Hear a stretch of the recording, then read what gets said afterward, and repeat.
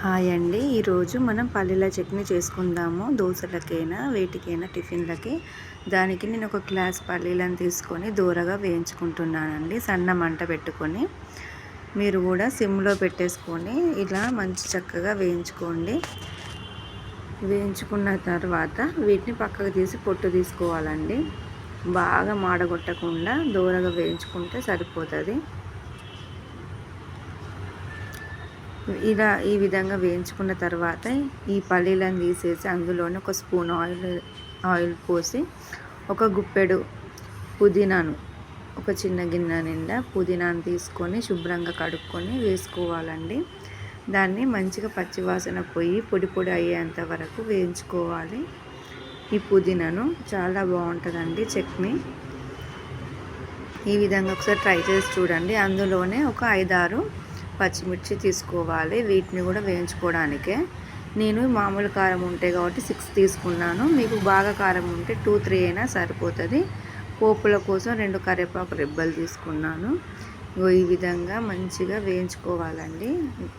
వేయించుకున్న తర్వాత అందులోనే ఇప్పుడు తీసుకున్న పచ్చిమిర్చి కూడా వేసుకోవాలి.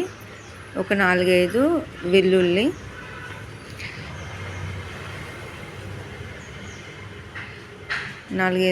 తీసుకోవాలి. ఇప్పుడు తీసుకున్న పల్లీలను పొట్టు తీసి పెట్టుకొని ఈ పక్కకు పెట్టుకొని ఒక గిన్నెలో పెట్టుకోవాలి. ఈ పచ్చిమిర్చిని కూడా మంచిగా వేయించుకోవాలి.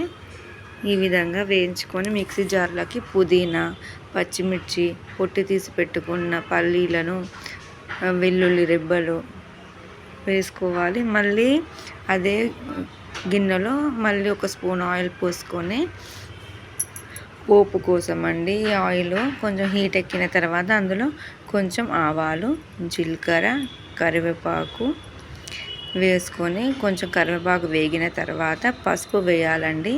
పసుపు ఎప్పుడైనా వేయగానే కలపాలండి. అట్లనే ఉంచితే పచ్చివాసన వస్తుంది. స్టవ్ ఆఫ్ చేసుకొని మంచిగా పసుపు కలుపుకొని ఇంతకుముందు పెట్టుకునే అన్ని మిక్సీ చేసుకొని ఈ పోపులో వేసుకోవాలి. వేసుకుంటే ఈ విధంగా వస్తుందండి. ఇలా సాల్ట్ కూడా వేసుకోవాలండి. రుచికి సరిపడా తగిన సాల్ట్ వేసుకోవాలి. ఈ విధంగా వస్తుందండి. ట్రై చేయండి.